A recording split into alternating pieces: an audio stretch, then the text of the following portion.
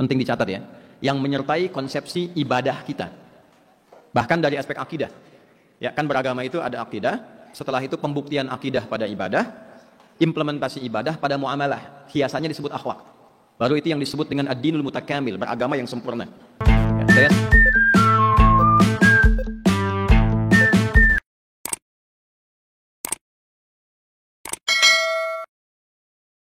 Ya, Bapak Ibu sekalian, ada 3 pendekatan yang kita ingin kaji, yang nanti insya Allah pendekatan ini menjadi kurikulum kajian kita ke depan. Ya, saya ingin kajiannya lebih terfokus pada apa yang kita butuhkan, nanti dibuatkan silabusnya, kemudian referensi apa yang bisa kita dapatkan, jadi lebih bisa apa yang kita kaji itu lebih menghasilkan dan ada legitimasi dari pendalilannya. 3 hal yang kita kaji dalam tafsir ini, pada umumnya itu selalu dibuat rumus namanya 2S1L. Ya, 2S1L. 1 siyak, 2 sibak, ketiga lihak namanya. 1 siyak, siyak itu tentang konteks ayat yang sedang kita akan kaji. Misalnya di sini Ali Imran ayat 104. Kemudian sibak, apa hubungan ayat ini dengan ayat-ayat sebelumnya? Dengan 103, 102, 101 sampai ke Al-Fatihah. Jadi nggak bisa kita tafsir itu tunggal. Oh, ayat 104 cuma itu yang kita kaji, tidak. Dikaji hubungan dengan ayat sebelumnya, lalu lihat apa korelasi dengan ayat setelahnya. Sehingga dengan itu menghasilkan pemaknaan yang komprehensif. Untuk mendukung itu baru kemudian dikaji pendalilan dari hadis-hadis Nabi Muhammad SAW dengan metode sanad. Itu yang dibuka oleh Imam Muslim dalam jilid pertamanya, di Syarah Nawawi itu ada 9 jilid. Bab yang muqaddimah pertama itu dibuka dengan babul isnad minad din. Lalu disitirkan kemudian riwayat kepada Ibnu Sirin rahimahullahu taala, qala ya, al-isnadu minad din laula al-isnad laqala man syaa ma syaa. Jadi ini keunggulan dalam Islam, seluruh pengetahuan. Ini penting dicatat ya, yang menyertai konsepsi ibadah kita. Bahkan dari aspek akidah. Ya, kan beragama itu ada akidah, setelah itu pembuktian akidah pada ibadah, implementasi ibadah pada muamalah, hiasannya disebut akhlak. Baru itu yang disebut dengan ad-dinul mutakamil, beragama yang sempurna. Ya, saya sebelum ke tafsir kita kaji ini dulu ya. Jangan-jangan nanti kita beragama sampai malam hari ini, kita belum mengerti jalurnya. Itu yang kita coba kembalikan. Ya. Kata Islam itu nanti ada turunan-turunannya. Dari aslama yuslimu, akar katanya 3 huruf. Sin, lam, dan mim. Sebelum ada tambahan. Jadi ada sin, ada lam, kemudian mim. Ya. Nanti di Al-Quran itu ada 3 bentuk kurang lebih. Ada Islam, dari aslama yuslimu. Islam, sering pakai alif lam gini. Ada dasarnya ini, as-silmu. Ada hasilnya. Ya, hasilnya disebut dengan salam. Ya, salam. Jadi ada al-Islam, ada as-silmu, ada as-salam. Bedanya apa? Kalau Islam, itu frame-nya, pintu masuknya. Disebut dengan din namanya. Din, kama tadinu tudan. Kalau sudah masuk ke frame itu, ada konsekuensi yang harus kita lakukan. Ya, utang, satu akar kata, disebut dengan dain. Karena kalau sudah berutang, ada konsekuensi. Ya, kapan dilunasi? Jangan berhutangnya ingat, begitu mau bayar lupa gitu ya. Nah, kemudian turunannya apa saja itu din namanya. Maka ketika kita masuk ke frame itu, disebut frame-nya namanya Islam. Ya, frame itu gapura besarnya lah. Kita masuk ke situ. Nah, kalau sudah masuk, konsekuensinya apa? Nah, itu yang dimaksud Quran surah ketiga ayat 19. Innad dina indallahil Islam. Jadi ketika Allah memperkenalkan kata al-Islam, itu diiringkan pertama kali dengan kata apa? Ad-din. Ya, konsekuensi pertamanya dari katanya aslama yuslimu. Ketika Anda masuk ke situ, Anda mesti tunduk, patuh pada setiap ketentuan yang Allah telah tetapkan dalam frame besar itu. Nah, ketentuan yang menunjukkan kita sudah punya identitas Islam, ketentuannya, pedomannya itu disebut silmi. Ini namanya. Ya, jadi begitu Bapak yakin, saya mau masuk itu. Saya yakin mau masuk ke gapura besar itu. Kita yakin tanpa ragu, itu disebut iman namanya. Bergerak kita masuk ke situ, maka dipanggil orang yang sudah iman, sudah yakin tanpa ragu. Ya ayyuhalladzina amanu. Begitu masuk, apa yang membedakan kita dengan yang belum masuk? Buktinya apa sudah berislam? Kan ada yang mengatakan saya muslim. Nah, pembuktian ketika saya mengatakan saya Islam itu apa? Maka oleh Allah kemudian diberikan panduan berkehidupan untuk menunjukkan yang pertama identitas keislamannya, bahwa saya sudah Islam. Pembuktiannya ini. Maka semua ketentuan yang berada dalam lingkar Islam itu disebut dengan as-silmu namanya. Ya, contoh surah kedua Al-Baqarah di ayat ke-208. Ya ayyuhalladzina amanu dukhulu fi, bukan fil Islam, karena sudah iman. Ya, hai orang-orang yang sudah yakin, sudah masuk, ya, beriman kepada Allah, maka buktikan keberimananmu, keislamanmu itu, menunaikan semua tuntunan yang ada dalam Islam itu secara kafah. totalitas, sesuai dengan kemampuan. Bisa dipahami? Baik. Sekarang tanya balik ke Allah. Ya Allah, apa yang saya dapatkan ketika saya mengerjakan tuntunan dalam keislaman ini? Saya dapat apa? Apa bedanya dengan yang belum berislam? Kan harus ada konsekuensi logis. Kalau tidak ada perbedaan, kenapa saya harus masih berislam? Apa yang saya dapatkan? Di dunia saya dapat apa? Kalau saya pindah alam dari dunia ke alam kubur, saya dapat apa? Kalau dari alam kubur, waiting room, pindah ke yang terakhir, di akhirat, apa yang saya dapatkan dengan berislam itu? Maka hasil dari keislaman kita, yang menunaikan semua petunjuk dalam Islam itu disebut jaminannya di salam namanya. Ya. Contoh misalnya di Quran surah ke-19 di ayat ke-15 ya, pada keterangan yang disampaikan kepada Nabi Yahya alaihissalam, wassalamun alaihi yauma wulida wa yauma yamutu hayya. Maka orang-orang yang berislam di benar ini yakin pada Allah, semua petunjuk, ingat ya, semua konsepnya sama. Nabi Yahya itu kan kalau diurut dari ayat 12-nya sama, ya Yahya khudil kitaba biquwwah. Kitab itu kan pedomannya. Lalu apa rinciannya? Wa atainahul hukma sabiyya wa hananan min ladunna wa zakatan wa kana taqiyya wa barran biwalidayhi wa lam yakun jabbaran 'asiyya. Dulu tuh pointer-pointernya ada. Zaman Nabi Musa 10 poinnya, zaman Nabi Isa sekian poinnya. Ini pedoman hidupnya begini, 1 2 3 4 sampai selesai. Kerjakan. Kalau Anda kerjakan dengan benar selama hidup ini, salamun alaihi yauma wulida. Saat hidup di dunia ini ada jaminan namanya salam. Ya, apa itu salam? Damai, tenang, sukses, ya, semua kata-kata ini. Makna itu ada dalam satu kata namanya salam. Ya, makanya kalau berislam itu pertama kali diberikan pasti ketenangan. Ibu kalau sholat yang pertama dunia, ya, nggak ada ibu sholat langsung dapat BMW misalnya. Ya, yang didapatkan pertama itu ketenangan. Itu sudah janji itu. Kalau nggak percaya silakan. Pertama kali kita dapat dalam menunaikan ibadah berislam itu awal yang diberi ketenangan dulu. Sama di rumah tangga juga, kalau berumah tangganya benar, yang dikasih sakinah dulu sebelum mawaddah. Saya coba cari, dan dapat satu kesimpulan, ternyata yang paling basic itu memang salam. Memang ketenangan. Jadi kalau harta melimpah pun, kedudukan tinggi, tapi tidak ada ketenangan, itu hampa. Ini teknologi banyak kan sekarang di dunia, berkembang, teknologi makin hebat, digital makin bagus, tapi tidak ada salam, tidak ada ketenangan, tidak ada peace, itu nggak enak. Ibu pilih Bu ya, kaya tapi gelisah. Nggak ada pilihan ketiga, saya tahu Ibu mau pilih kaya tapi paham ya? Nah, jadi kalau ada orang yang berislam menghadirkan ketenangan dalam jiwanya, nah itu boleh jadi. Ini unsur yang ini yang belum sempurna. Ya, siapapun. Jadi kalau sudah masuk dalam Islam, saya kasih rumus cepat ya. Nanti satu waktu sambil belajar bahasa Arab. Kalau ada 4 kata ingin dirubah ke orang, itu rumusnya gampang. MUI, MUI. Kalau ada 4 kata, misal aslama yuslimu Islam, jadikan orang, jadikan mu di depannya. Huruf sebelum akhir jadikan i. Islam orangnya Muslim. Ikhlas orangnya mukhlis. Ihsan orangnya muhsin. Iman orangnya mukmin. Kalau ingin gendernya dipertegas, tambah tak di ujungnya. Ya, Muslim laki-laki, perempuan muslimah. Mukmin laki-laki, perempuan. Nah, soim laki-laki, perempuan. Ah, dapat ya. Nah, gimana? Balik dulu.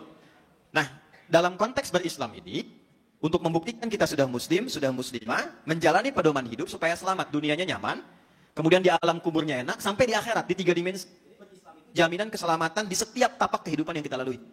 Jadi kalau ada orang berislam, ya maaf nih, tidak damai hidupnya, ya tidak mendapat kebahagiaan yang sempurna, tidak sukses pada apa yang ditata, itu yang dicek pertama kali bukan kepintarannya, bukan hartanya, bukan kedudukannya, tapi coba cek maksimalisasi dan optimalisasi dalam penunaian pedoman keislaman ini. Ini poinnya. Kenapa orang dulu dengan fasilitas sederhana bisa menghasilkan kesuksesan luar biasa sampai melampaui eranya? Ya, zaman Utsman bin Affan nggak ada Google, nggak ada YouTube, fasilitas terbatas, kendaraan terbatas, tapi kok aktifannya bisa sampai sekarang? Sekarang dengan seluruh fasilitas yang ada, kenapa tidak bisa menghasilkan satu karya yang legasinya itu bisa melampaui zaman? Nah, ini patut kita pertanyakan. Padahal Qurannya sama, hadisnya sama, kemudian perangkat kehidupannya pun itu disertai dengan rupa. Maka kembali ke sini, poin nanti dalam menunaikan pedoman keislaman itu, 1, ada unsur akidah, pembuktian ketuhanan. Ya, nanti kita bahas terperinci, hati-hati ya. Di ini sangat sensitif terus. Ya. Yang kedua nanti pembuktian akidah ada di ibadah. Pembuktian ibadah ada di muamalah. Hiasannya disebut dengan akhlak. Contoh kita praktekkan. Bagaimana seseorang itu diketahui bahwa dia telah berislam? Maka yang pertama dicek itu unsur akidahnya, unsur keyakinannya. Baik. Quran surah ke-20 misalnya, Thaha ayat ke-14. Innani anallahu la ilaha illa ana. Sungguh aku tegaskan, akulah Allah, tidak ada Tuhan yang layak dipertuhankan dan disembah kecuali aku. Maka secara formal ketika kita mengatakan berislam, syarat pertamanya pengakuan kita secara sempurna untuk bertuhan kepada siapa? Allah. Maka kita ucapkan asyhadu an la ilaha illallah wa asyhadu anna Muhammadan Rasulullah. Dan dikuatkan itu setiap hari. Dikuatkan setiap hari. Jadi pembuktian bahwa kita itu telah berislam, unsur akidahnya kita bertuhan dan menetapkan ketuhanan kita kepada siapa? Allah. Dikuatkan tiap hari supaya nilai ketuhanan itu terikat dalam hati kita yang paling dalam, bukan cuma di lisan. Karena nanti ada yang mengklaim sudah beriman, tapi klaim di lisannya belum sampai ke hati, belum terikat dalam hatinya. Itu ada kasusnya terjadi di zaman Nabi, sehingga turun Quran surah ke-49 di ayat ke-14. Qalatil a'rabu amanna, ada segelintir orang Arab Badui mendeklarasikan di hadapan Nabi, kami sudah beriman. Karena perkaranya iman, jawabannya dari Allah langsung. Qul lam tu'minu walakin qulu aslamna walamma yadkhulul imanu fi qulubikum. Muhammad sampaikan kepadanya, kalian belum serius beriman, baru formal berkata Islam dengan lisan. Ya, iqrarum bil lisan, belum tasdiqum bil qalbi. Jadi baru mengatakan dengan lisannya, belum tembus kepada jiwanya. Nah, latihan kita untuk terus mengikat itu dalam jiwa supaya kuat. Ya, kalau sudah diikat dengan kuat, bahasa Arabnya disebut dengan aqadah. Akad itu ikatan yang kuat yang dijaga supaya nggak lepas. Ya, sifatnya disebut dengan akidah. Oleh karena itu, kenapa aspek yang pertama disebut dengan akidah? Untuk memberikan kesan bahwa ketika sudah mengatakan berislam dan bertuhan, dengan mengatakan la ilaha illallah, ikat itu minimal sampai akhir kehidupan kita di dunia ini. Itu yang dimaksud Quran di surah ketiga di ayat yang 102 itu, yang sering diingatkan dalam kesempatan Jumat. Ya ayyuhalladzina amanu taqullaha haqqa tuqatih wa la tamutunna illa wa antum muslimun. Miftahul jannati la ilaha illallah. Ya, itu yang diikat. Nah, nanti nyambung yang kedua. Apa buktinya seseorang sudah la ilaha illallah? Pembuktiannya apa? Kan butuh bukti. Maka keyakinan akidah itu dibuktikannya lewat ibadah. Teruskan ayatnya. Ya, teruskan ayatnya. Innani anallahu la ilaha illa ana fa'budni wa aqimis salata lidzikri. Apa buktinya Anda beriman kepada Allah? Apa buktinya Anda bertuhan? Nah, pembuktian akidah itu dibuktikannya lewat ibadah. Maka ketika kita menunaikan sholat, sholat itu bukan sekedar, ini tolong catat ya, ibadah yang kita kerjakan dibuka dengan takbir, ditutup dengan salam, saat yang sama, sholat itu pembuktian kita sudah bertuhan. Pembuktian iman kita itu ada di sholat. Karena itu satu-satunya dalam Al-Quran yang disebut ibadah dengan nama iman itu sholat. Al-Baqarah ayat 143, وَمَا كَانَ اللَّهُ لِيُضِيعَ إِيمَانَكُمْ الْفَرْقُ بَيْنَ الْمُؤْمِنِ وَالْكَافِرِ تَرْكُ sholat, kata Nabi. Ya, jadi sholat itu pembuktian kita bertuhan. Makanya panggilannya aja sudah panggilan ketuhanan. Allahu Akbar, Allahu Akbar. Nah, implementasi seseorang disebut sholatnya benar, ya kan? Bukan sekedar tinjauan fikih ya, tapi disebut benar secara total. Bukan sekedar dibuka dengan takbir, ditutup dengan salam. Benar rukunnya, benar syaratnya. Nah, kebenaran rukun dan syarat dalam praktek sholat, apa pembuktian dan parameter atau ukuran kebenarannya? Nanti itu muamalah. Ya, Quran di surah contohnya 29 ayat 45. Saya yakin Anda hafal tengahnya, tapi jarang baca awalnya. Ya, innas salata tanha 'anil fahsya. Apa awalnya, Bu? Utlu ma uhiya ilaika minal kitab wa aqimis shalah innas salata tanha 'anil fahsya wal munkar. Silahkan baca, pelajari, dalami semua ketentuan yang Anda akan kerjakan dalam salat. Jadi idealnya kalau salatnya mau benar, mau mengerti, mau khusyuk, sebelum salat baca dulu. Pahami dulu kenapa yang dibaca Allahu Akbar. Apa kaitan Allahu Akbar dengan Allahumma ba'id? Kenapa tangannya tiba-tiba sedekat begini? Kenapa yang kanan menggenggam yang kiri begini? Ya, sampai akhir. Itu ada maknanya. Kenapa salat pertama subuh namanya dua, subuh dengan fajar? Kenapa yang kedua zuhur? Padahal waktunya siang, tapi sholatnya bukan sholat siang, bukan sholat nahar, tapi sholat zuhur. Kenapa sore bukan sholat masa, tapi sholat asar? Kenapa malam bukan sholat lail, tapi isya? Itu semuanya ada artinya, ada maknanya. Nah, kalau kita ingin merasakan kenikmatan berislam itu, dan implementasi itu dalam kehidupan, kata Al-Quran coba pahami sampai mengerti. Bacaan dan gerakannya. Karena nanti ada orang yang ketika menunaikan sholat, dia disinyalir tidak memahami dan tidak mengerti apa yang dibaca dan dilakukan dalam sholatnya. Nah, kalau bisa memahami itu dengan baik, ternyata ada nilai-nilai, ada value dalam sholat yang ketika diterapkan dalam kehidupan, itulah pembuktian sholat dalam konteks muamalah. Salah satunya apa? Tanha 'anil fahsya wal munkar. Sholat itu kalau benar dikerjakan, dia akan merubah pelakunya menjadi orang baik yang dengan kebaikan itu dia berkontribusi dalam kehidupan sosial yang positif. Nah, hiasannya itu yang disebut dengan akhlak. Jadi berislam itu yang 4 ini. Bukan sekedar sholat, tapi ketika sholat kata-katanya tidak baik. Selesai sholat, perilakunya menyimpang. Nah, ini ada sesuatu yang keliru, karena 4 ini bersambung. Nah, ketika keempatnya ini diikat, di antara kejeniusan para ulama kita, dan dalam pendahulu tokoh-tokoh kita di Muhammadiyah, ada satu ayat yang dimasukkan dan terintegrasi dengan sistem S2 1L itu, yang menjadi spirit bermuhammadiyah di semua level warga persyarikatan. Nah itulah nanti pendalaman di Quran surah ketiga ayat 104 dengan turunan sebelum dan setelahnya. Karena problemnya ayat ini saya temukan seringkali dikaji tunggal Ustaz. Jadi orang kalau ngaji ayat 104 saja yang dibahas tuh dari awal sampai akhirnya. Nggak dikoneksikan dengan 103-nya, 102-nya, 105-nya bagaimana sehingga tidak utuh dalam konteks pembahasannya. Itulah nanti di pertemuan pertama ini yang menjadi sekaligus evaluasi kita sejauh mana kita bisa mengamalkan nilai itu dalam kehidupan, terutama dalam konteks kehidupan bermuhammadiyah. Baik, bisa dipahami? Jelas insya Allah? Nah, kalau jelas mari kita tutup pertemuan ini. Baik, itu mukadimahnya ya. Sekarang mari kita masuk ke intinya. Bismillahirrahmanirrahim. Di surah ketiga Ali Imran ayat 104 itu didahului pengantarnya dengan 102 dulu. Dalam satu halaman itu. 102, 103, baru 104.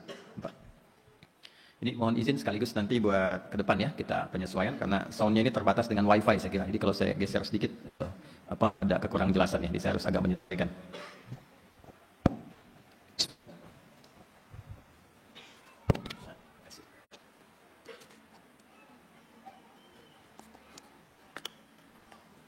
Sudah, lebih jelas ya?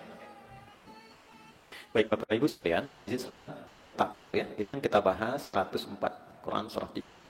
Nanti saya turunkan detail dengan lafadznya, kita bisa analisis. Baik ya?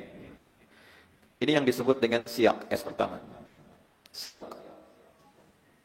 Ayat yang kita kajinya. Nanti kita analisis setiap lafadznya, 1, 2, 3 sampai ujungnya. Apa hubungan dengan ayat sebelumnya? Berarti ayat 103, kemudian 102. Ini yang disebut dengan sibak. S yang kedua. Hubungan ayat yang kita kaji dengan ayat-ayat sebelumnya. Jadi nggak bisa berdiri tunggal. Awas, yang terjadi nanti, patut diduga Nabi sudah memberikan satu peringatan di masa-masa yang lampau, akan tiba nanti masa orang-orang yang kadang-kadang memotong-motong ayat. Atau membawa ayat sesuai dengan kepentingan, pendapat, dan keinginannya. Maka itu dijaminnya oleh Nabi langsung pesan satu tiket ke neraka itu. Ya. Banyak nanti beberapa ayat-ayat yang penting kita kaji. Nanti kalau ini kajian selesai, saya berikan pilihan. Kalau mau tematik misalnya ngaji tentang keadaan akhir zaman misalnya kan. Ya, kadang-kadang salah paham di situ. Ada tentang sholat, nanti kita turunkan ya di akhir. Ini kan baru pembuka kajian kita. Baru kemudian yang L-nya lihaq 105 dan seterusnya sampai 110 lah. Sampai kuntum khaira ummah. Jadi nyatu dari wal takum jadi kuntum khaira ummah. Ini nanti ini isiannya dari sini pengantarnya. Ini parameter keberhasilannya di sini sampai dapat pengakuan dari Allah.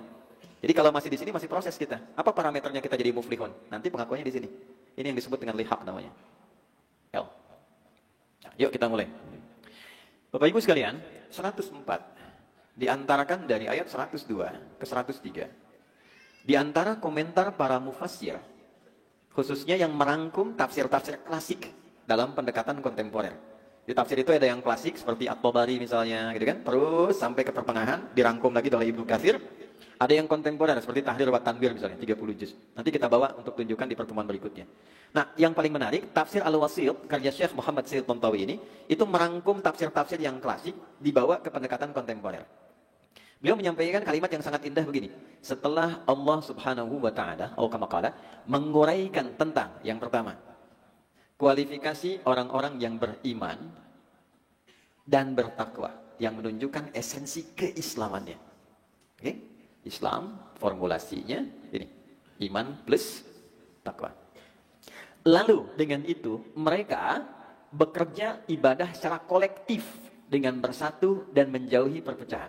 Ayat 103-nya wa'tasimu bihablillahi jami'an wala tafarraqu. Dengan iman dan takwa ini mereka bekerja kolektif berdasarkan petunjuk Al-Quran, kan? Sehingga dengan kolektivitas yang disandarkan pada Al-Quran ini terjauh dari perpecahan nih, yang menghancurkan. Baik, baru dari situ masuk syarat utamanya ke sini. Jadi nggak tunggal tiba-tiba menjadi wal takum minkum ummah. Apa syarat menjadi umat di situ? Nggak bisa cuma sekedar mengumpulkan si fulan kumpul jadi umat, tidak. Ya, yuk kita bahas pelan-pelan ya. 104-nya baru kita sambungkan dengan prasyaratnya itu. Wal takun, kan begini ayatnya. Minkum ummatun. Sampai sini dulu. Ya kan? Wal takun. Di tafsir Al-Baghawi lamnya di Arab. Ya, di Arab langsung dijelaskan. Lamnya ini lamul amri. Tapi pakai waw, wawnya ataf. Ya, wawunya bukan ibtida tapi ataf. Ataf itu huruf yang menyambungkan pada kondisi sebelumnya. Bisa pakai wawu, bisa pakai fa. Kalau fa itu harfu atfin rabitin baina syai'aini bila hudud. Paham? Tidak. Kata sambung, konjungsi yang menyambungkan dua peristiwa tanpa jeda. Jadi langsung. Ya, misal gini. Kasusnya Quran surah 3 ayat 38 sampai 39. Nabi Zakaria berdoa minta sama Allah agar dianugerahi keturunan. Langsung dari kehendak Allah, karena manusia memvonis gak mungkin punya keturunan. Maka beliau di mihrabnya Maryam alaihissalam berdoa menunaikan salat. Hunalika da'a Zakaria rabbah qala rabbi habli min ladunka dzurriyyatan thayyibah innaka sami'ud du'a. Ya Allah, semua mengatakan bahwa aku tidak mungkin punya keturunan karena istriku divonis, mohon maaf, monofus dan mandul. Tolong catat ini ya. Kalau ada, ini spirit ayatnya, kalau ada orang memvonis, ini nggak mungkin, ini nggak bisa, ini mustahil. Itu tanda langsung dari Allah agar Anda mengabaikan semua itu dan langsung memohon kepada Allah, karena Allah akan mengabulkan apa yang Anda inginkan tanpa perantara. Ya Allah, mereka mengatakan mustahil, maka aku memohon kepadamu yang tidak punya batas dalam pemberian. Ini adab yang kedua, sertakan sifat al-asma'ul husna dalam permohonan. Oke, kalau permohonan kita ingin dipercepat, sertakan sifat al-asma'ul husna sesuai dengan sifat permohonan. Jadi walaupun ibu hafal 99, tidak harus semua disebut. Ya Allah, Ya Rahman, Ya Rahim, Ya Malik, Ya Qudus, dan seterusnya, Ya Sabar, dan seterusnya. Cari nama yang sesuai dengan kebutuhan. Karena divonisnya tidak mungkin, maka disebutkanlah nama Allah yang memberi tanpa batas. Namanya Wahhab. Permintaannya Hab. Ya Allah yang maha memberi tanpa batas. Nah, rumus itu nanti ditemukan di Quran surah 17 ayat 110. Ulidu'ullah awidu'ur rahman ayyamma tada'u falahul asma'ul husna. Kalau mau doa, sebut nama Allah atau Ar-Rahman, atau pilih satu nama sesuai kebutuhan Anda. Jadi kalau ibu butuh rizki, Ar-Razzaq. Anda punya masalah, Al-Fattah. Ya? Anda ingin ketahanan dalam menghadapi masalah, As-Sabr. Sabr. Tapi kalau ibu tidak punya masalah, jangan sebut Sabr. Nah, itu minta masalah. Ya? Nah, maka di sini Rabbi habli min ladunka. Ya Allah, dari sisimu saja, karena yang lain mustahil. Mengatakan tidak mungkin. Innaka sami'ud du'a. Yang terakhir, memohon dengan halus, dengan bahasa. Nah, ini poinnya nih. Yang menyentuh. Ya Allah, engkau pasti mendengar doa saya. Kalau pada yang pasti mendengar, tidak mengabulkan juga, lantas kepada siapa lagi aku mesti memohon? Ini semua gaya bahasa begini, nabi-nabi pakai itu. Nabi Isa waktu minta kepada Allah di Al-Maidah itu, ya Allah, mereka memang salah, tapi mereka hambamu. Tapi kalaupun kau ampuni, memang engkau maha pengampun dan penyayang, katanya. Ya. Ada anak datang sudah salah pada bapak dan ibu. Pak, walaupun saya salah, saya kan anak bapak juga. Ibu yang lahirkan. Tapi kalau ibu mau maafkan, memang ibu penyayang. Kan? Baik, itu saya lompat sedikit, mohon maaf ya. Ada kisah, ada anak muda mau melamar. Mau melamar anak seorang kiai. Proposalnya bawa pakai ini, pakai syairnya Abu Nuwas. Ya, yang ilahi lasdulil firdausi ahla wala aqwa 'alan naril jahimi fahab bi taubatan waghfir dunubi fa innaka ghafirud dzambil azimi. Tapi tafsirnya agak unik. Duhai bapak mertua, memang aku ini tidak seideal yang bapak lihat seperti ahli surga firdaus. Tapi berpisah dengan anak bapak seperti berada di neraka jahanam itu. Maka mohon terima segala kekuranganku ini. Kata aku yakin bapak ini memang paling bijak gitu sebagai bapak mertua. Langsung diterima, Pak. Kemana kita tadi? Nah, jadi begitu selesai berdoa dengan suasana tadi, turun pakai fa. Fanadatul malaika, bukan pakai wa. Pakai fa. Fanadatul malaikatu wa huwa qa'imun yusalli. Nah, kenapa pakai fa? Karena nggak ada jeda. Belum selesai salatnya, baru selesai berdoa. Dan masih berdiri, qa'imun yusalli, masih berdiri. Jadi baru selesai doa, ya, dalam berdiri dalam sholat, jawaban langsung turun. Tidak menunggu selesai sholat. Maka menggunakan fa. Tapi kalau prosesnya penyiapan dulu, tadrijian, step by step, siapkan dulu, dipenuhi dulu syaratnya, disambung kemudian, maka yang digunakan waw. Ini. Seakan kalimatnya begini, tidak tunggal. Dan setelah engkau mampu menyiapkan diri menjadi pribadi yang beriman, bertakwa, setelah itu secara kolektif mempelajari Al-Quran dengan baik, sesuai dengan visi dan misinya, aku perintahkan, kalian bergabunglah menjadi umat untuk misi berikutnya. Jadi nggak mungkin kita tanha, anil mungkar, al-amru bil ma'ruf, ad-da'wah ilal khair. Kalau nggak ada ini itu nggak akan bisa. Nggak akan berjalan. Nah, inilah yang dilakukan Kiai Haji Ahmad Dahlan di awal-awal dengan sahabat-sahabatnya. Menguatkan ini dulu. Gitu. Menambah takwanya dulu. Nggak mungkin, Pak, ngajar al-ma'un. Ara'aita alladhi yukadzibu bid-din, fadzalikal ladzi yad'u sampai ujungnya. Ini kalau nggak pakai iman dan takwa, nggak akan melepaskan dan mengeluarkan apa yang di kantongnya. Dia hanya akan keluar jadi kalimat-kalimat tafsir saja. Kalau nggak pakai ini, ya. Kalau hilang ini bahaya. Maka pribadi memberi berubah jadi pribadi meminta. Ya. Ada amplopnya nggak di atas gitu ya? Ada sih, tapi tipis, dhaif tuh. Depannya tebal sahih itu. Tapi tipis banyak ya, sahih digoirihi kan ya. Masalah itu. Nah, maka sesungguhnya yang harus dilakukan baik di majlis, tarjih, tabligh, ya, LDK dengan lainnya Aisyah juga. Sebelum kita masuk pada dakwah kolektif dengan nilai persyarikatan di semua levelnya sampai ke bawah, mesti ada penguatan ini dulu. Ya. Makanya disebutnya menggunakan ya di semua level. Yuk naik ke 102 sebelum ke sini. Ya ayyuhalladzina amanu. Kita bahas satu-satu ya. Ini saya mengurai bukan karena pandai, bukan. Karena belajar. Riset kami, qadar Allah ini meriset bahasa Al-Quran 30 juz. Bulan depan insya Allah kami sidang. Untuk S3. Yang penuh ya. Nah kajiannya di tafsir tahrir wa tanwir. Itu ada 30 juz kita gali. Dan cukup menarik. Ditemukan hal-hal yang luar biasa. Ya. Ke atas ya. Ayyuha, saya pisahkan dulu. Alladzina amanu. Itu jadi satu bagian. Saya pisah. Ya, disebutkan sebanyak 361 kali dalam Al-Quran kurang lebih. Huruf nida, nidaul qarib, mutawassit wal ba'id. Huruf untuk memanggil dengan jarak yang dekat, menengah ataupun jauh. Sedikit untuk pencerahan. Di dalam bahasa Arab, huruf nida itu ada 14. Ya. Huruf panggilan itu ada 14. Ada a, ada ayah, ada wa dan seterusnya. Tapi di Quran yang ditampilkan cuma satu. Ya saja. Karena ternyata setelah diriset, ya itu mencakup semua fungsi huruf-huruf nida. Salah satunya memanggil yang dekat, menengah, ataupun jauh. Jadi kalau Anda sedang tersesat misalnya di Masjidil Haram, mau kembali ke maktab, Anda panggil, ya, nengok semua tuh orang Arab. Ya kan? Temu askar. Kenapa? Ini Anda tunjukkan. Karena nggak bisa bahasa Arab, tunjukin gelangnya. Pak, ihdinas siratal mustaqim. Tunjukkan jalan yang lurus. Askarnya baca kan? Dia nggak bisa bahasa Indonesia juga. Dilihat, oh sana. Siratal ladzina an'amta 'alaihim ghairil maghdubi 'alaihim waladdallin. Ya. Nah, sekarang kita terapkan ya. Dia memanggil yang dekat, menengah, ataupun jauh. Pelan-pelan. Ayyuha disebutkan 150 kali dalam Al-Quran. Kita pecah. Ayyuhnya munada, menunjuk pada objek panggilan, munada, pasangan nida, berfungsi taukid untuk menguatkan. Haknya tanbih, berfungsi untuk mengingatkan. Dia terjemahkan. Alladzina disebutkan 1080 kali dalam Al-Quran. Menunjuk pada objek jama' tanpa sekat, tanpa batas. Laki-laki, perempuan, besar, kecil, tua, muda, dengan apapun strata sosialnya. Dicakup oleh satu kalimat ini. Oke? Konjungsi yang memberikan satu hukum mencakup semua tanpa kecuali. Ya, kita terjemahkan sekarang. Perhatikan baik-baik. Hei semua orang yang telah menyatakan beriman. Tanpa kecuali. Mau besar, mau kecil, tua, muda, dan seterusnya. Bawa ke suku Muhammadiyah sini.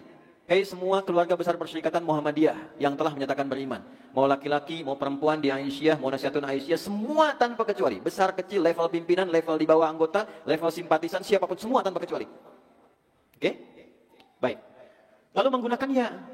Baik Anda merasa dekat, menengah, standar, atau sedang merasa jauh dari Allah, yang penting merasa punya iman. Jadi ternyata ketika dibuka dengan ya, Allah ingin memberikan kesan bahwa walaupun ada klaim punya iman, tapi levelnya bisa beda-beda. Ada yang ketika mengatakan beriman, posisi imannya sedang kuat sehingga dia merasa dekat dengan Allah nih. Yang kedua, ada yang standar. Standar aja. Yang ketiga, ada yang sedang merasa jauh dari Allah walaupun mengaku beriman. Bagaimana mengukurnya dan tahu bahwa iman kita sedang kuat sehingga dekat dengan Allah, standar biasa, atau sedang lemah sehingga jauh dari Allah? Maka diberikan ukuran dari amal soleh. Amal soleh pertama yang jadi ukuran ditempatkan oleh Allah berupa sholat. Ya, maka kalimat sholat ditempatkan pertama kali di Quran setelah kalimat iman. Al-Baqarah ayat 3, alladzina yu'minuna bil ghaibi wa yuqimunas. Dimulai dari waktunya dulu, waktu disandingkan dengan iman. Quran surah 4 ayat 103. Innas sholata kanat 'alal mu'minina kitaban mauquta. Terjemah bebasnya begini, orang beriman itu sadar waktu sholat. Tahu waktu sholat. Oke, saya tanya sekarang, subuh jam berapa? Gak usah nengok sana. Hah? 407, 406, 405. Terdapat perbedaan pendapat mengenai waktu sholat subuh ya. Nah, ini menunjukkan Anda tidak dari daerah yang sama, gitu kan? Beda-beda kan? Wajar. Dah kita ambil pertengahan lah, 4/5 ya misal. 5 ke 7, 4/6 misal, 406. Walaupun di sana 413. Lihat sini. Ya, pelan-pelan. Allahu Akbar, Allahu Akbar. 406. Saat azan dikumandangkan 406, Anda langsung bangun. Ya Allah, sudah azan, saya siap-siap sholat. Itu imannya standar.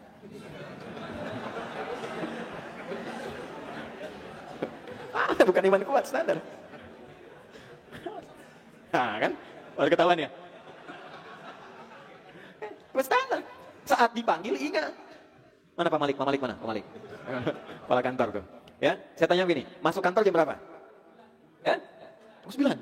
Setengah 9. Baik, masuk kantor jam kantor setengah 9, datang setengah 9, standar nggak? Standar. Bukan istimewa itu. Masuknya setengah 9, datang setengah 9. Iya. Ya. Masuk jam 8, datang jam 8, standar tidak? Standar. Allahu Akbar, Allahu Akbar, 4 lewat 6, Anda baru sadar, standar. Tapi kalau jam 4 lewat 6 dipanggil, Anda siap-siap dari jam 3. Warming up dengan tahajud, kan? Kemudian baca Quran, istighfar, nunggu subuh. Itu baru istimewa. Merasa dekat dia dengan Allah. Saking dekatnya dia persiapkan sebelum dipanggil. Dia siap-siap sebelum dipanggil, saking dekatnya. Nah, ini yang pertama. Ada kondisi iman yang saking dekatnya dengan Allah. Jangankan sholat fardu, ketinggalan sunnah, dia gelisah. Allahu Akbar, Allahu Akbar. Ya Allah, saya terlambat. Padahal baru azan. Karena merasa dia kehilangan tahajud. Dia kehilangan istighfar sebelum waktu subuh tiba. Dia kehilangan sunnah yang oleh Imam Abu Daud itu ditempatkan di nomor hadis 1367. Itu yang riwayatkan anak kecil namanya Ibnu Abbas. Tentang kegiatan Nabi bangun sebelum fajar itu. Ya, itu dekat. Ada yang biasa, Allahu Akbar, Allahu Akbar. Sudah azan, yuk kita sholat, ayo. La ilaha illallah. Baru azan belum komat. Nah ini kondisi yang terakhir, dipanggil jam 4 lewat 6, dia baru sadar jam 6 lewat 4. Nah, ini jauh. Terus dengan kondisi seperti itu kita mengharapkan yad'una ilal khair wa ya'muruna bil ma'ruf wa yanhauna 'anil munkar. Terus pengen wa ulaika humul muflihun. Jauh. Maka apa yang harus pertama kali dilakukan? Kalau dakwah kolektif, mau sifatnya kultural, mau sosial, mau spiritual, ini ingin berhasil, maka yang dilakukan apa? Perkuat dulu ininya levelnya. Minimal rata-rata di level standar. Kalau pimpinan itu levelnya harus sudah level iman dekat, oke. Ya. Sebelum datang ke daerah sudah terasa warga daerahnya. Kan iman sosial nanti implementasinya. Ya, baru kita datang sudah merasakan, sudah tahu apa yang mau dibangun, sudah paham menghidup-hidupkan Muhammadiyah, tidak mencari hidup di Muhammadiyah. Level jauh masih mencari peluang apa yang bisa memberikan kehidupan buat saya di Muhammadiyah. Itu level jauh tuh. Ya. Nah, naikkan dulu levelnya. Nah, cara menaikkan level itu dengan takwa. Nanti wujudnya amal soleh. Karena itu jangan kaget kalau formulasi di Quran itu selalu ada iman, nanti amal soleh, takwa. Atau takwa dulu, iman, amal soleh. 3 ini selalu ketemu. Ya. Wal Asr, Quran surah diantara selain An-Nas, diantara Quran surah paling favorit selain surat An-Nas, surah 103 Al Asr. Wal Asr, innal insana lafi illa alladhina wa dipraktekkan dalam salat, alladzina yu'minuna bil ghaibi wa yuqimunas. Dipraktekkan dalam puasa, ya ayyuhalladzina amanu kutiba alaikumus kama kutiba alal ladzina min qablikum la'allakum. Ini takwa. Nah, nanti kalau sudah setiap personalnya bagus, imannya bagus, naik level, takwanya selalu dilatih, dibuka oleh Allah keadaan dirinya. Dibuka. Maka secara personal pelan-pelan nanti oleh Allah itu dilengkapi dulu. Kalau bahasa kerennya sekarang algoritmanya dibuka. Untuk saling melengkapi, menuju dakwah kolektif. Apa saja itu? Kesulitan-kesulitan bisa diselesaikan mandiri dulu. Quran surah 65 di akhir ayat kedua, di awal ayat ketiga. Wa may yattaqillaha yaj'al lahu makhraja wa yarzuqhu min haitsu la. Nah, rezeki sudah matang sehingga nanti ketika dakwah kolektif orientasinya enggak mencari rezeki lagi. Tapi bagaimana rezeki itu diolah sehingga bisa diimplementasikan dalam kehidupan sosial. Gitu. Jadi kalau kita mau bangun sekolah, bangun gedung tapi mengharapkan bagian dari proyek, nah nilai takwanya belum ada. Tapi kalau kita mengolah itu supaya bisa bermanfaat luas, nah itu sifat itu sudah terakumulasi. Sebentar, saya baru bahas di ayat 102. Ya kan? Kemudian apalagi turunannya? Ilmu juga demikian. Ini kan ada yang di kampus-kampus ini. Syarat pertamanya itu takwa. Coba lihat Quran surah kedua di akhir ayat 282 tuh, paling kiri sebelah bawah. Wattaqullah wa yu'allimukumullah. Anda tingkatkan takwa, Allah ajarkan Anda tambahan pengetahuan-pengetahuan baru. Kalau diterjemahkan dengan tafsir gaya Muhammadiyah, pengetahuan baru yang berkemajuan. Karena menggunakan fi'il mudhari di situ. Ya, present, continuous, and future. Bukan cuma sekarang tapi ke depan. Ini saya kasih rahasia Bu ya. Tapi di antara kita saja. Nabi Muhammad itu saking luar biasanya. Itu oleh Allah selalu ditempatkan di atas level-level Nabi lain. Termasuk dalam doa. Nabi Musa itu mau dakwah ke Fir'aun. Kan Fir'aun di surat Toha kan berdoa dulu. Rabbi syrahli wa yassirli wahlul 'uqdatan min lisani yafqahu qawli. Tapi nanti penerapan tafsirnya al-ibratu bi umumil lafzi la bi khususis sabab. Bukan karena sebab ada Firaun baca itu saja. Yang Anda posisikan menghadap dosen yang killer gitu kan, baca doa itu seakan-akan Firaun ya. Itu bukan ya, harus beda konteks. Yang mau saya katakan gini. Nabi Musa alaihissalam membaca doa sebelum menghadap. Rabbi syrahli dijawab oleh Allah, dikabulkan. Nabi Muhammad tidak baca turun satu surah alam nashrah laka sadrak. Rabbi shrah li sadri. Alam nashrah laka sadrak. Nabi Musa minta wa yassir li amri. Nabi Muhammad gak minta dijawab wa nuyassiruka lil yusra. Nabi Ibrahim, Nabi Ismail itu berdoa di samping Ka'bah, meminta nabi hebat yang diviralkan oleh Allah akan diutus di akhir zaman supaya dilahirkannya di dekat Ka'bah. Itu minta 4. Nanti diabadikan di Quran surah kedua Al-Baqarah ayat 129. Rabbana wab'ats fihim rasulam minhum yatlu 'alaihim ayatika. 1 wa yu'allimuhumul kitaba. 2 wal hikmah. 3 wa yuzakkihim. 4 innaka antal azizul hakim. Ya Allah, kami mohon utuslah rasul istimewa itu di akhir zaman itu dari kalangan komunitas orang-orang yang hidup terlahir dekat Ka'bah ini, yang membawa 4 misi.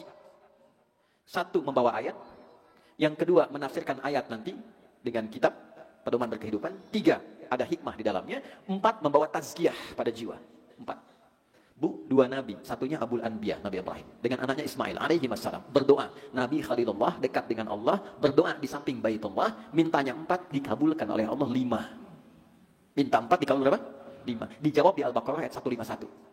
Al-Baqarah 129. Rabbana wab'ats fihim rasulan minhum. Dijawab, kama arsalna fikum rasulan minkum. Yatlu 'alaikum ayatina wa yuzakkikum wa yu'allimukumul kitaba wal hikmata. Yang kelima, wa yu'allimukum ma lam takunu ta'lamun. Dan mengajarkan pada kita standar-standar keilmuan sehingga menemukan penemuan baru yang berkemajuan. Nah, kalau ingin mendapat itu, jalannya bagaimana yang kelima ini? Ini takwa. Dijawab di Al-Baqarah ayat 282. Wattaqullah wa yu'allimu. Sebelum dibawa ke Waltakum jadi rektor di Universitas Muhammadiyah, kurang lebih 170-an itu. Ini harus lancar dulu. Ya. Mau di Universitas Muhammadiyah, yang di Aisyah, yang di Jakarta, yang di Jogja, di mana? Ini dulu yang di dalam ini. Ciri khasnya ini, gak mungkin bisa langsung dakwah kolektif dengan pengetahuan kalau ini gak dioptimalkan. Ketika takwa meningkat, turun rahmat. Rahmat itu maknanya 3. Secara pokok di Al-Quran. Ada yang terkait ampunan dosa, di Quran surah 39 ayat 53. Qul ya ibadiyalladzina asrafu ala anfusihim la taqnatu min rahmatillah. Ketika rahmat Allah turun, innallaha yaghfiru dzunuba jami'an. Ada yang solusi dari masalah, punya masalah apa? Berdoa, turun rahmat Allah, diberikan solusi. Tuh, saking kagetnya jatuh gitu. Itu ada Al-Baqarah ayat 157. 155 masalahnya, 156 sabarnya, 157 rahmat dan solusinya. Ulaika alaihim shalawatum min rabbihim wa rahmah wa ulaika humul muhtadun. Ada yang ketiga, ilmu. Bahkan menjadi bacaan rutin di setiap Jumat itu. Ya, silahkan mau yang Yasinan, Al-Baqarahan, Anisaan, gitu kan? Ya, tidak ada masalah. Ada Al-Kahf. Di Al-Kahf itu saat Anda masuk di ayat 65, itu kan Nabi Khidir dengan muridnya, Yusha bin Nun, diminta menemui hamba Allah yang soleh kan? Ya kan? Siapa namanya? Khidir kan? Fawajada abdan min ibadina, atainahu rahmatan min indina. Ketika rahmat turun, wa'allamnahu min ladunna ilma.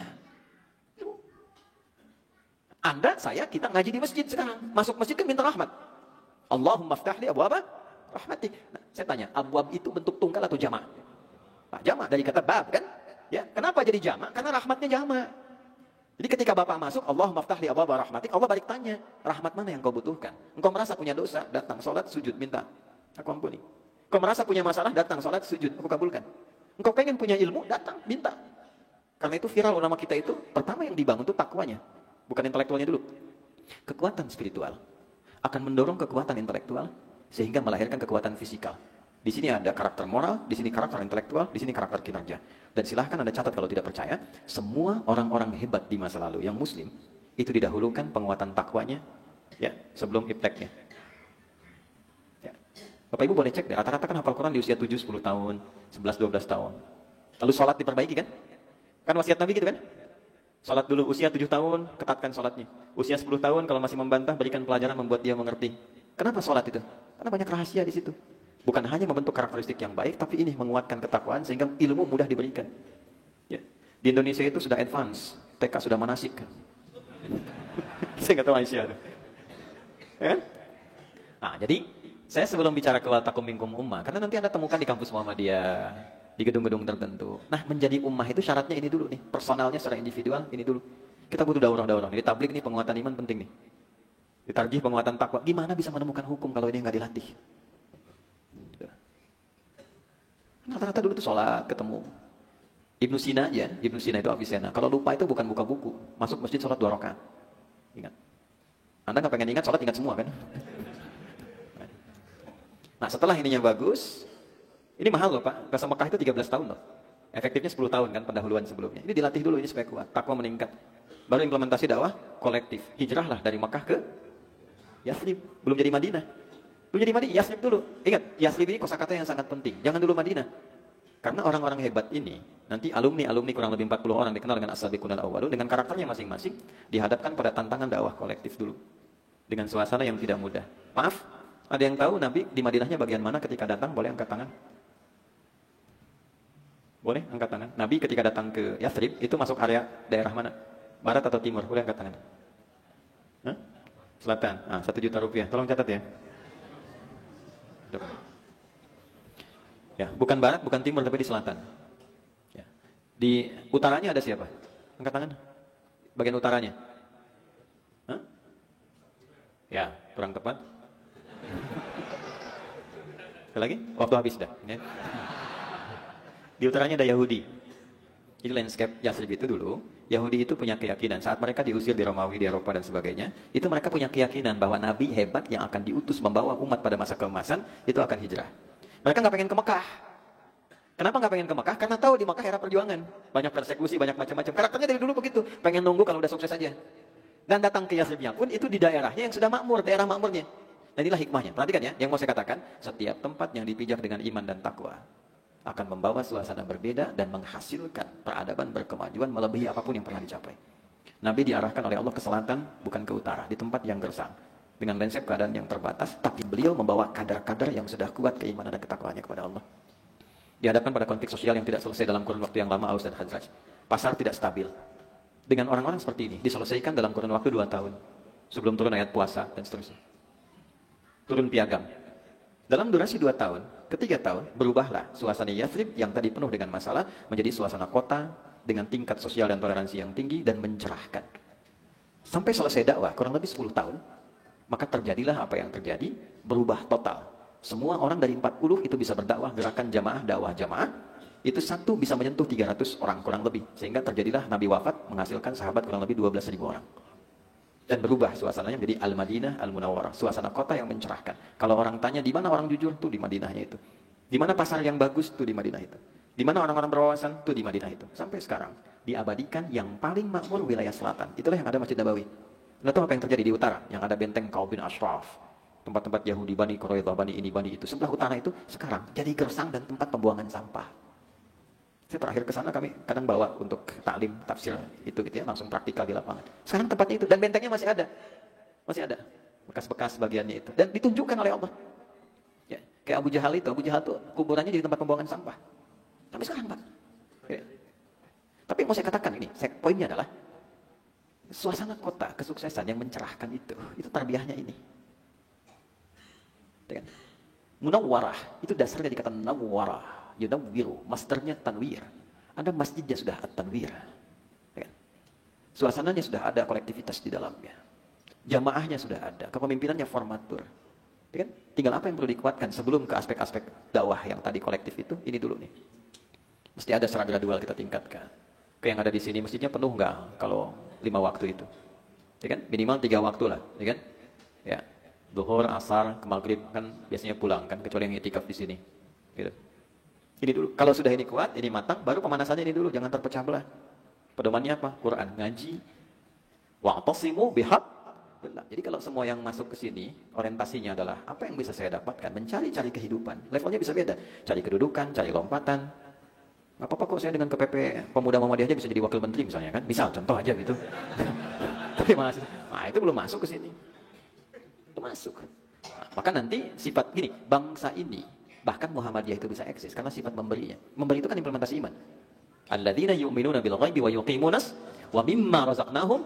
Ketika mentalnya memberi, jadi tentara lewat, masyarakat memberi, siapkan makanan, siapkan. Jadi ketika semua memberi, Monas itu kan pemberian, kolektif Aceh memberi. Garuda itu dari 2 Dakota. Dakotanya dari mana? Kumpulan orang Aceh ngasih. Lalu diolah di Myanmar, di Burma menjadi pesawat komersial. Sampai sekarang. Ketika semangat memberi itu ada, menghidup-hidupkan itu ada, maka akan tumbuh dan berkembang. Itulah yang disebut Madinah Al-Madinah Al-Munawwarah. Nah, poinnya apa? Mesti ada visi yang sama. Ini acuannya Quran. Kalau kajiannya sudah ke sini, potensi-potensi ya yang kurang lebih bisa memecah, karena gini, setan itu selalu mencari lawan. Baik lawannya apa? Nah, ketika orang ingin baik, pasti cari keburukan dari setan itu. Sekarang jamaah, lawannya jamaah apa? Tunggang, munfarid. Bersatu lawannya apa? Terpecah. Ketika kita memasuki dakwah kolektif, setan pasti akan berusaha memecah. Contoh Bu ya, rumah tangga, itu kan menyatukan, person jadi nyatu kan? Maka apa yang setan lakukan? Menggoda supaya pecah. Setannya khusus loh Bu, itu di Al-Baqarah ayat 102. Yufarniquna bainal mar'i wa zawji. Ada setan khusus yang selama berkehidupan setan itu tugasnya cuma mecah belah suami istri. Tapi satu saat, kayak saat kita bisa ngaji di sini fikih setan ya. Belum pernah dibahas kan? Malaikat kan hafal 10 itu kan, jumlahnya 1, 2 yang tugas pokok. Setan kan nggak pernah dibahas. Yang suka begituan Hudzaifah al-Yamani itu. Orang bahas nikmat kubur, dia bahas siksa kubur. Orang bahas surga, dia bahas neraka. Sahabat protes, kamu ini ngeyel sendiri gitu ya. Kata beliau, kalau semua orang bahas surga, nggak tahu neraka, maka besar kemungkinan terpeleset. 9 jenis setan, itu penting Bu. Ya, ada setan rumah namanya Dasim Bu. Ya, perempuannya Dasimah tuh. Tuh itu sukanya menempati ruang kosong. Jadi kalau ibu masuk ruang kosong, ada perasaan gelisah, nah itu perannya Dasim.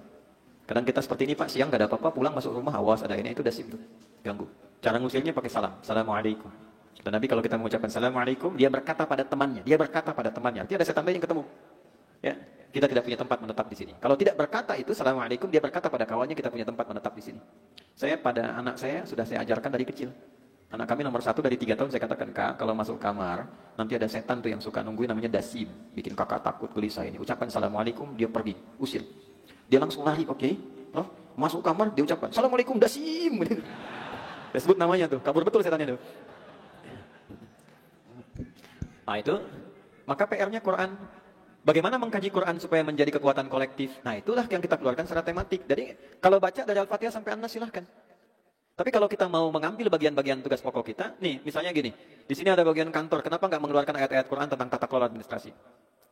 Di sini yang saudagar-saudagar pebisnis, kenapa nggak mengeluarkan ayat-ayat bisnis, hadis-hadis tentang bisnis? Dikaji supaya ada acuan bangun relasi, apalagi Jumat.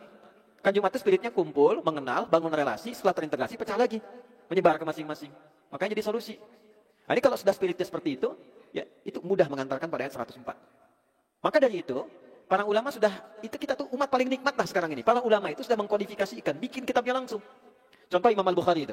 Orang sekarang menyebutnya kitab hadis dengan hadis saja gitu. Baca hadis ini, hadis 2, hadis 3. Padahal Imam Al-Bukhari menyusun kitabnya itu secara tematik. 97 tema dikeluarkan. Lalu dari situ disusun ayatnya dulu. Tema ini, ayatnya ini, hadisnya ini. Subtopiknya ini, ayatnya ini, hadisnya ini. Kitab Bad'ul Wahyi, dari ayat hadis, turunan-turunan. Kitabul Iman, ayat subtopik ini, 57 hadis ini. Kitabul Ilmi, terus. Tugas kita sederhana, keluarkan. Anda pekerjaannya apa, bidangnya apa, keluarkan temanya, ayatnya apa, hadisnya apa. Ini, wa'tasimu bihablillah. Kalau sudah seperti itu, potensi tafarruq sedikit, paling-paling beda pendapat. Ya kan? Nanti setelah itu apa? Barulah dari semua yang sudah terisi itu, ini kemampuan A, kemampuan B, kemampuan C, sudah matang dengan iman dan takwa, baru muncul waw atof dengan lam perintah. Wal takum minkum Makanya minnya di situ bukan tab'id tapi silah. Bukan tab'id tapi silah. Imam Al-Baghawi mengatakan al-min huna laisa min litab'idhi wa innama mim silatun. Bukan menunjuk pada bagian. Tab'id itu sebagian. Ya, sebagian dari sesuatu, ya. Kalau silah penyambung secara total. Wal takum minkum, dari orang-orang yang sudah punya ini kekuatan iman, takwa, terus dia mengerjakan berbagai macam yang berbeda-beda, nyatulah semuanya, bukan parsial. Jadi kalau diperhatikan di Muhammadiyah, tarjih bukan kerja sendiri, tarjih, tablik sendiri, tidak, saling melengkapi semuanya. Tarjih memformulasikan fatwa, nanti fatwa itu dituliskan oleh tablik kan harus tahu prosesnya. Nyambung di situ, sehingga yang ditanyakan bukan majlis tarjihnya, yang ditanya di lapangan di masjid itu majlis tabliknya. Siapa ya? Ini memutuskan A gitu kan? Yang mendakwahkan siapa? Orang tablik. Tablik ditanya, kenapa putusannya itu? Kan terintegrasi semuanya. Ya. Nah nanti poin-poin ini menjadi penting. Wal takum. Dan kalau sudah ini terpenuhi, nah inilah bagusnya saya tahu itu. Ketika ini terpenuhi, Allah memberikan perintah. Hendaklah dengan kualifikasi yang sudah ada ini, engkau jadi mukhatab tuh. Yang tadinya ghaib. Ya ayyuhalladzina amanu. Kan? Masih ghaib kan? Lalu setelah itu dibawa ke mukhatab. Seakan-akan, kalau sudah Anda, nah ini poin besarnya. Kalau sekarang saya tarik aja ke lingkungan Muhammadiyah, Anda sudah berkhidmat nih, masuk ke lingkungan itu untuk dakwah dengan spirit iman dan takwa. Bahkan di MKCH kan Kitabullah disebutkan, ya, Muhammadiyah adalah gerakan dakwah, kan, Islam amar ma'ruf nahi munkar, kan, yang bersumber pada Al-Quran dan Sunnah. Perhatikan, ketika ini sudah ada, hadir di hadapan kita, maka ayatnya langsung mukhatab. Mukhatab tuh gini, seakan-akan ayat ini dihadapkan kepada kita secara langsung, Allah bicara dengan kita, walaupun kita tak mampu melihatnya. Rasakan itu. Makanya disebut surah pakai sin bukan pakai shad. Apa bedanya sin dengan shad? Lalu ada orang baru masuk gontor gitu. Dia muhadharah ceramah, utlubul ilma walau bisin katanya kan. Nah, kata seniornya bisod. Bisin. Sod. Karena dia senior akhirnya dia harus patuh kan, utlubul ilma walau bisod. Maksudnya ganti sin pakai sod. Walau bisod. Kalau pakai sin, suratun surah gini. Pakai sod surah. Ya. Ma'rifatus syai'i ya, bimujarradil basari. Mengenali sesuatu hakikat dengan melihat tampak gambarnya saja. Itu pakai sod, surah. Anda lihat mobil di luar banyak. Begitu lihat tipe aja dengan melihat Anda paham, oh kecepatannya paling sekian, cc-nya sekian, itu surah pakai sod. Tapi kalau ma'rifatus syai'i bi'ainil basirati itu pakai sin, surah. Menganalisis sesuatu tidak langsung kita paham dengan melihatnya, tapi menggali kedalamannya itu pakai sin. Jadi nggak bisa Anda buka mushaf langsung paham artinya begini, maknanya begini. Kita gali dulu supaya merasakan kenikmatannya. Nah, cara salah satu menggalinya, rasakan surah itu bukan sekedar firman, tapi Allah sedang bicara pada kita. Walaupun tak mampu kita melihatnya, itu disebut ihsan. Anta'budallaha ka'annaka tarahu fa illam takun tarahu fa innahu, punya kesadaran komprehensif bahwa semua tindakan kita sebagai ibadah diawasi oleh Allah sekalipun kita tak mampu menatapnya. Wal takun, rasakan, hei Adi Hidayat, aku perintahkan engkau.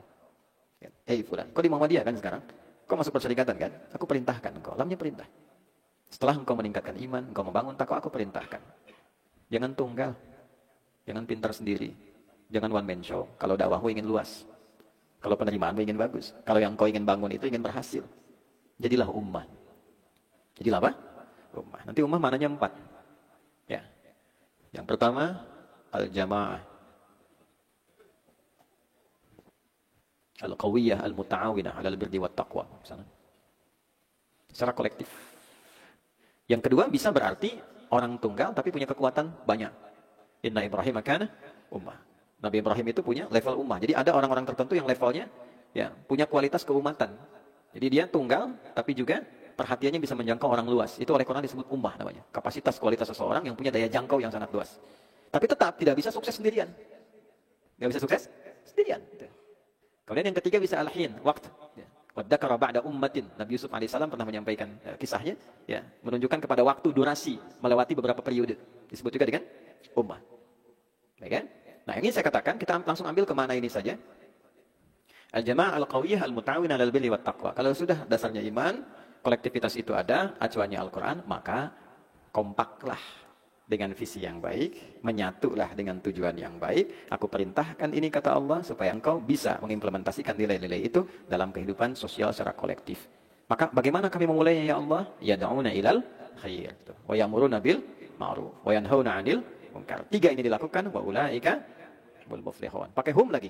Padahal bisa Allah mengatakan wa ulaikal muflihun. Tapi ketika menggunakan humnya taukid. Aku pastikan kalau 3 ini kalian lakukan, maka aku jamin kalian menjadi orang-orang yang termasuk golongan bahagia dan sukses dalam hidup.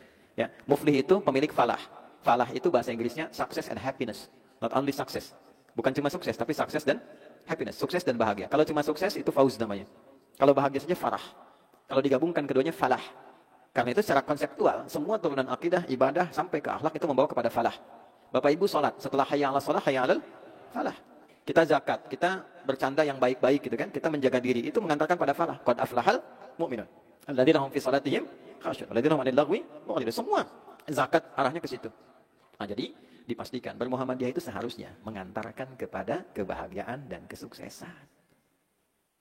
Bermuhammadiyah itu seharusnya mengantarkan pada kenikmatan yang diridhoi. Bermuhammadiyah itu seharusnya mengantarkan pada keberkahan yang dinikmati. Dulu orang menikmati itu bermuhammadiyah itu.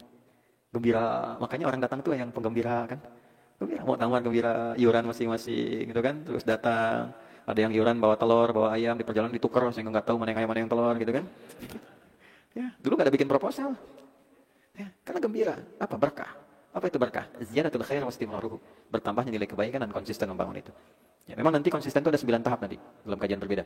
Ya, nanti dimulai dari konsis 1, konsis 2, konsis 3 sampai konsisten. Ibu catat tuh. Nah, jadi syaratnya 3. Apa dakwah bil khair? Kenapa khair di awal? Kenapa setelah itu ma'ruf? Kenapa setelah itu mungkar? Kenapa khair diterjemahkan dengan kebaikan? Ma'ruf juga kebaikan. Ada berapa baik dalam Al-Quran? Seperti apa turunannya? Itu kita akan bahas di pertemuan berikutnya insyaallah. Nah, jadi malam hari ini kita kira cukupkan dulu sebagai mukaddimah, pembukaan. Ya, nanti ke depan kita coba sesuaikan dengan silabus dan kurikulumnya supaya saya tidak ingin kajiannya itu datang dan pulang gitu, tapi terukur. Dia tahu kalau ngaji di Menteng materinya ini, nanti ukurannya seperti ini, pulangnya bawa ini dan seterusnya. Ya, saya kira itu yang bisa saya antarkan di pertemuan malam hari ini. Mudah-mudahan Allah berkahi kita semua dan berikan kebaikan-kebaikan untuk kita. Saya tutup sementara waktu. Mohon maaf, saya ingin pastikan sebentar, jelas nggak uraian saya? Paham ya? Baik, insya Allah kita beriman sampai malam ini. Baik, maka saya uji dengan Quran dulu ya, di surat Al-Maidah, di ayat 100 itu. Ya ayyuhalladzina amanu, la tas'alu an asya'a in tubdalakum tasukum. Hei orang-orang baik dekat, menengah ataupun jauh. Aku tegaskan, aku ingatkan, selama engkau masih punya iman. Ini bagi yang beriman saja. Kalau uraian sudah jelas disampaikan, sudah terang, jangan banyak ditanyakan lagi. Dikhawatirkan pertanyaan itu menjadikan yang jelas dipahami menjadi tidak jelas. Paham? Jelas? Masih beriman? Ada pertanyaan? Subhanakallahumma bihamdika asyhadu an la ilaha illa anta astaghfiruka wa atubu ilaik. Nasrun minallahi wa fathun qarib wa basyiril mu'minin. Assalamualaikum warahmatullahi wabarakatuh. Waalaikumsalam warahmatullahi wabarakatuh. Sebelum di akhir ini saya sedikit mohon maaf di luar konteks ada pengumuman. Saya harap ini semua semangat. Yang kedua begini, insyaallah kita akan kirim calon imam dan dai ke Mesir ya untuk menjalani di sana pendidikan kurang lebih 2 bulan pendidikan imam dan dai. Insyaallah nanti yang sudah masuk kualifikasi, nanti mungkin di Majlis Tabligh ya Ustaz Saiful Bahri ya, dengan LDK nanti koordinasi ya. Ini bulan ini kita kirim 10 insyaallah. Ya, besok visa diproses, tanggal 27 berangkat, dan di Mesir dari 1 Desember sampai 30 Januari. Nah ini angkatan pertama, ke depan saya harap ini ya, nanti semangat, daftar, yang pasti pakai bahasa Arab sudah lancar. Nah di sana nggak bisa bahasa Jawa, Sumatera ini. Insyaallah nanti berangkat semua ditanggung, tiket ditanggung, makan tinggalnya di Asrama Al-Azhar, Madinatul Mauth. Ya, kemudian nanti diberi uang saku. Yang sudah menikah diberikan uang nafkah selama 2 bulan. Ya, jadi nanti pikirannya supaya fokus. Nanti pulang ditempatkan lagi ya ke tempat-tempat yang sudah kita siapkan.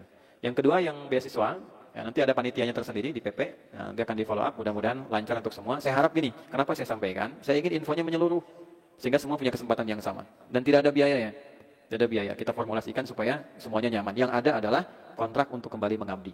Ya, supaya semua mendapatkan pencerahan yang sama. Assalamualaikum warahmatullahi wabarakatuh. Waalaikumsalam warahmatullahi wabarakatuh. Terima kasih Ustaz Adi Hidayat, dan saya kira seperti apa yang tadi Ustaz tadi sampaikan, jika sesuatu sudah jelas tidak perlu dipertanyakan dan kita cukupkan kajian kita sampai di sini. Semoga ilmu yang telah disampaikan oleh Ustaz Hadi Hidayat menjadi bekal bagi kita semua untuk terus meningkatkan ketakwaan dan amal kebaikan dalam kehidupan sehari-hari. Kami mengucapkan terima kasih pada seluruh panitia yang terlibat, juga kepada jamaah yang telah hadir dan mengikuti acara ini dengan khusyuk. Semoga langkah kita menuju masjid ini dan mengikuti kajian ini dicatat sebagai amal soleh oleh Allah Subhanahu wa Ta'ala. Selanjutnya, sebelum itu, kami mohon kepada jamaah, terutama jamaah kajian Masjid At-Tanwir, untuk memfollow akun Instagram dari Masjid At-Tanwir, yaitu @At-Tanwir_official, lalu juga Instagram @Tabligh Muhammadiyah, dan Instagram TV Muhammadiyah.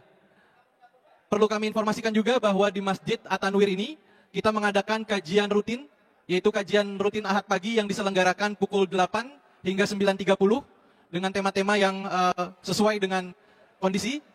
Dan untuk itu kami harapkan kehadiran jamaah semua untuk dapat memakmurkan Masjid At-Tanwir yang kita cintai ini. Kami mohon sekali lagi kepada jamaah untuk mengikuti akun Instagram yang ada, yang kami sebutkan tadi, dan mengikuti kajian-kajian rutin yang diselenggarakan oleh Majelis Tabligh Pimpinan Pusat Muhammadiyah dan DKM Masjid At-Tanwir.